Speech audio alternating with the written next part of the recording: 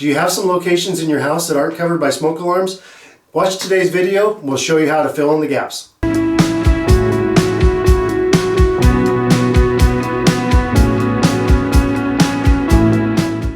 Hi, this is Ross with DIY on the House. Today we're going to fill in the gaps in our house with this 3-pack of smoke detectors by xsense. These are wireless smoke detectors. They're interlinked. This pack comes with a 3-pack. These are already pre-interlinked.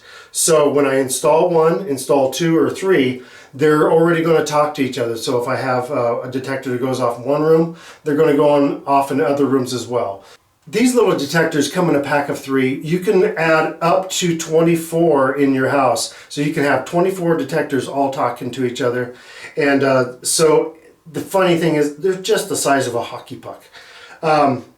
They have a standard detector shelf life of 10 years. So after 10 years, obviously you replace them as you would any other detector in your house. The battery life on these are 5 years, which is great.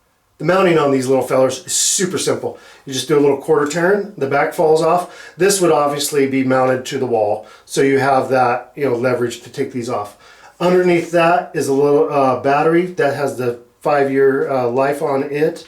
Of course, if it goes out before then, it'll chirp every 60 seconds to let you know that you're having issues. All right, and then there's a little pull tab that activates the detector. And on the side there's a little test button. We won't do it right now, we'll do it when we do a test of the whole house. When I pulled the tab out, a little red light flashed, so I know that the unit is active. So what we're going to do is we're going to fill the gaps in our house. We already have detectors in our living room, down the hallway, in the bedroom. 3 places we don't have detectors is the kitchen, one of the main locations of fires. The other location is the laundry room, another location that fire could happen. And our laundry room is kind of at one end of the house. We want to make sure that we're notified if anything happening with the dryer or anything in this room. Our laundry room is also connected to our garage. So if there's something happening in the garage, we'll at least have a heads up on this side of the house, something's going on. These detectors have a temperature range of 40 degrees up to 100 degrees. And that's the reason we can't install these in the garage. I would love to, but during the winter our garage gets down, in the freezing temperatures, and in the summer exceeds 100 degrees. And the other location we're going to do this is in the craft room.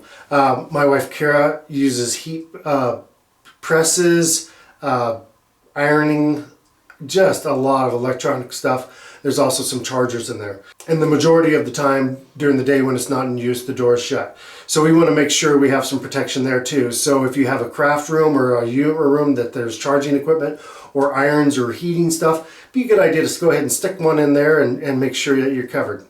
All right, so that's it. So let's go ahead and get them installed and show you how they interconnect. First place we're going to stick the smoke detector is in the laundry room. So we're going to put it up on this corner here, which is also on the same wall as the laundry dryer and the freezer. So we'll go ahead and stick it up. These do come with a little mounting kit, which is kind of nice. It comes with a plastic anchor and screw. So we'll go ahead and just use that, what they sent, and put one up. The other location we're going to stick one is in the kitchen. I am not going to mount this to the wall on this one. We have enough stuff up here that this should blend in fairly good. I'm just going to set it up on top of the cabinets. Okay, I've entered the inner sanctum. Kara's world. It's got anything and everything you can do with crafting. So she's got irons and sewing machines and Cricut and this and that. So we just want to make sure this is protected and protecting us, actually. That's the main part of having smoke alarms. So we'll go ahead and put this one where we determine we're going to stick it up here in the corner. And right now I haven't had to use the anchors. These seem to drill into the drywall fairly good. There's not a lot of weight to them. So this is how we're going to continue the install. Once the clear plastic is removed for the battery, all it is putting it on, and that's it. It's such a simple little deal. All right, we're going to put these to the test. So I'm going to put the smoke on this one that was in the kitchen outside so we don't have smoke in the house. But being that this is the initial alarm that gets the smoke, it'll go off first. There'll be a delay, and then the other alarms that are in the craft room and in the laundry room where we put ours will go off.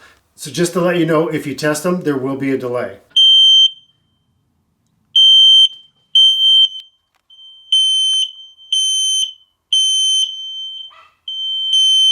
All right, that test worked great. After the alarms go off, if you're done with your test, or if you need to reset because of, you had some smoke in the kitchen or whatever you had going on, all you do is just push the button on the side of the alarm. That will silence all the alarms. All right, I hope this video helped you. We do have the link on these smoke detectors down below, so check that out. And if you like the video, give us a thumbs up. Comment if you have any questions. But I do like these because we do have gaps in our system that we need to fill in. So these are great, they're small, and they're interconnected. All right, thank you for watching DIY on the House. Have a great day.